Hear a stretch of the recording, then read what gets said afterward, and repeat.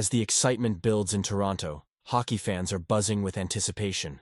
The air is electric, and the atmosphere is charged with hope as the Maple Leafs inch closer to clinching the Atlantic Division title. With the playoffs on the horizon, the focus shifts to one of the most intriguing debates surrounding the team. Should Mitch Marner take the ice in Game 82 if he remains at 99 points, chasing that elusive 100-point milestone?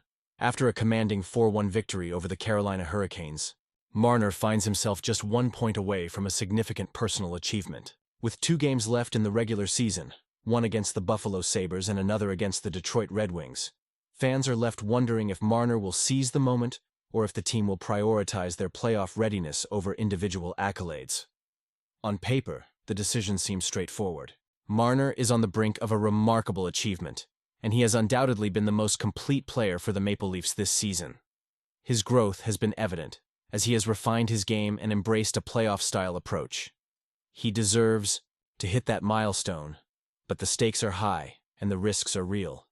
The crux of the dilemma lies in the potential consequences of playing Marner in a game that could become a mere exhibition if the Maple Leafs secure the division title before Thursday. Toronto's history with last-minute injuries to key players before the playoffs raises a critical question. Is it worth the risk? What makes this situation even more compelling is the evolution of Marner's game this season.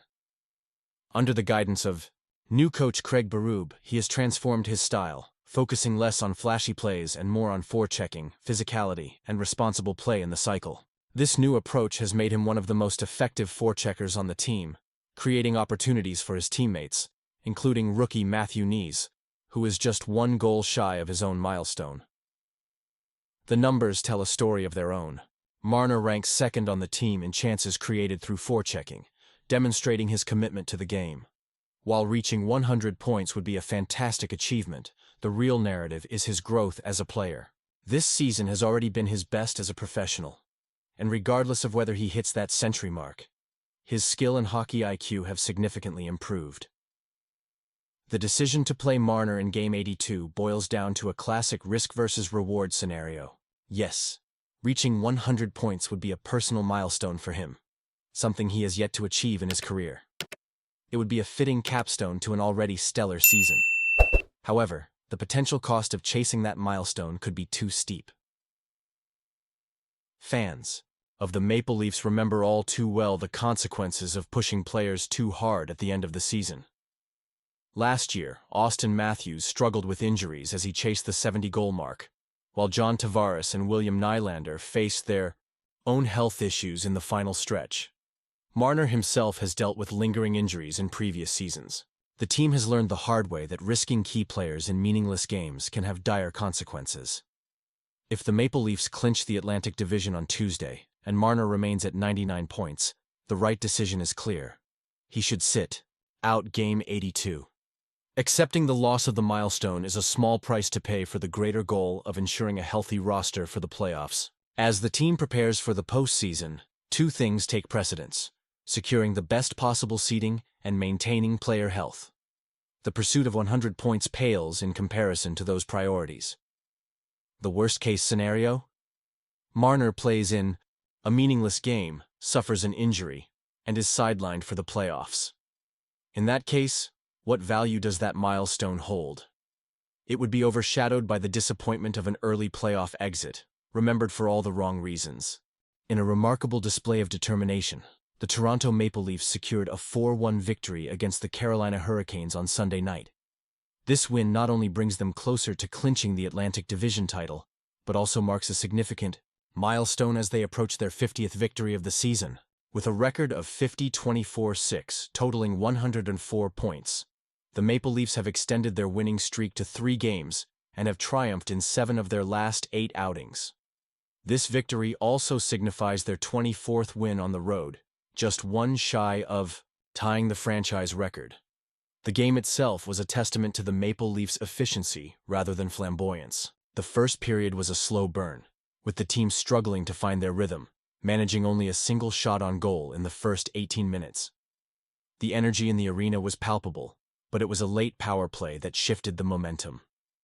With just 17 seconds left in the period, Pontus Holmberg capitalized on a rebound, scoring his 6th goal of the season and giving the Maple Leafs a 1-0 lead.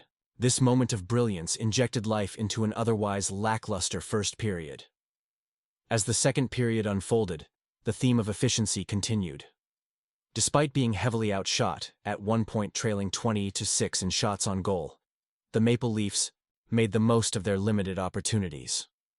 Auston Matthews, with a stunning play assisted by Morgan Rielly, netted his 31st goal of the season, marking the 399th of his NHL career. Shortly after, William Nylander broke a brief scoring drought with his 45th goal, extending the lead to 3-0 as the third period approached.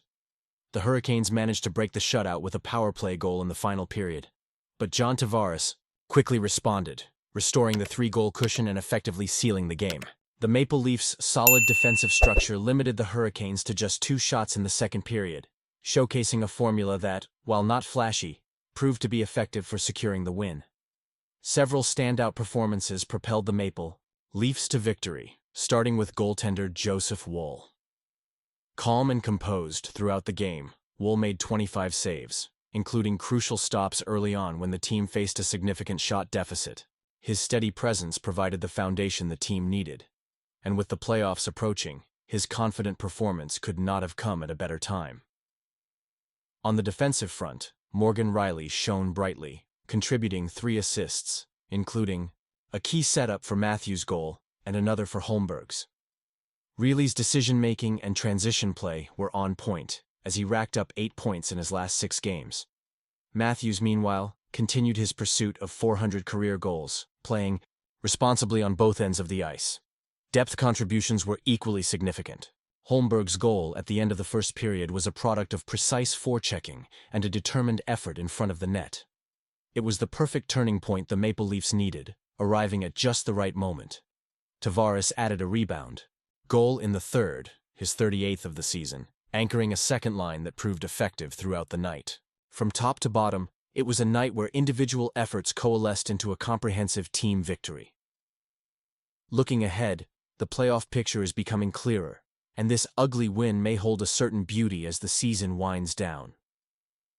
Some games dazzle, while others simply matter.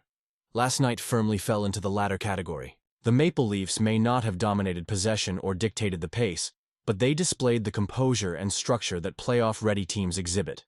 It wasn't pretty, but it was efficient, perhaps the most encouraging aspect of their performance. With far just 2 games remaining and only 1 point needed to clinch the Atlantic Division title, the Maple Leafs are on the brink of a significant achievement, their first division title since 2021.